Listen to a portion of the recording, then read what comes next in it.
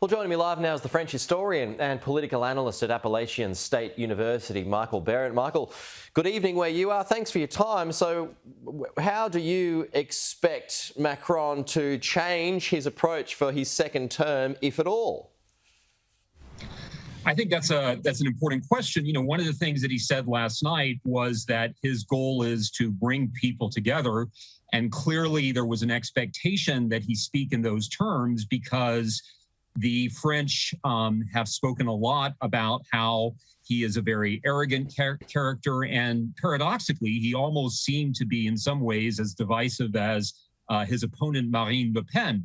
But I think that it will be very difficult for him to try to bring people together, as this election has shown.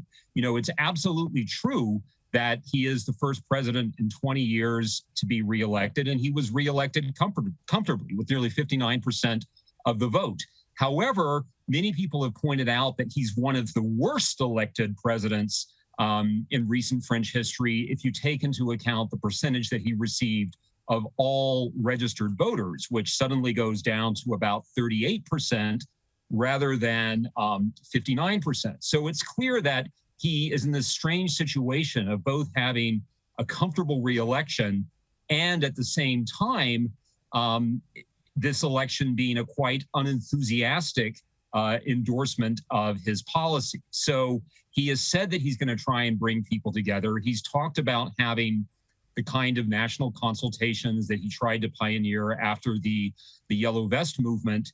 But clearly he is a polarizing figure, and he faces significant opposition, both from Marine Le Pen's far right and also from a newly vigorous far left. So it will be a difficult path forward for him. So how is he going to do that, bearing in mind that Marine Le Pen still got a lot of votes? So how is he going to placate her supporters?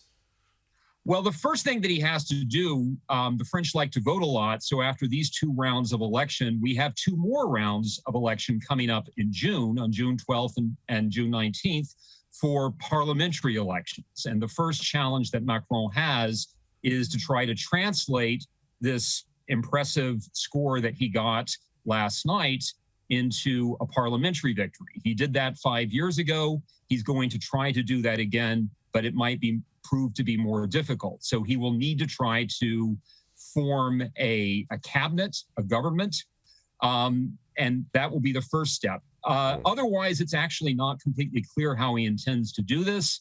One of his big priorities on domestic front are carrying out a series of economic reforms. France in particular is talking about increasing the retirement age. And he claims that the way that he will do this is by listening carefully to the needs of French people, having listening sessions and negotiations with unions. This is a sort of well-traveled path in France.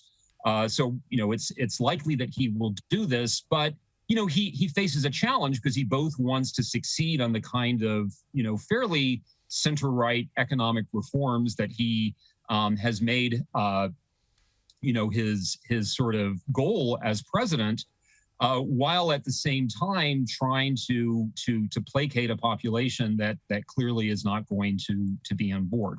And what does it mean for the stability of Europe here, bearing in mind that Angela Merkel is no longer on the political stage? Does it add to stability in Europe, the fact that Macron's got another 5 years or 4 years? However long the term is. Absolutely. I think it absolutely does. And I think that is one of the main takeaways of this election, that for European institutions and national institutions, this is a vote in favor of continuity and stability, and frankly, an expression of a certain kind of anxiety about the disruption that Europe, particularly the United Kingdom and perhaps even the United States, have seen in recent years. It's interesting that even Marine Le Pen, for all that she sought to represent a break with the establishment, backed back from her claim that she made 5 years ago that she would try to pull France out of the European Union and the so-called Frexit. So I definitely think that this is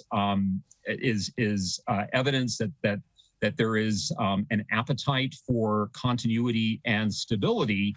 And clearly, that's what Macron represents. The challenge or the problem is that we see that there is a lot of anxiety and discontent and frustration among the French population, particularly among those who are less educated, who don't see themselves as benefiting from globalization.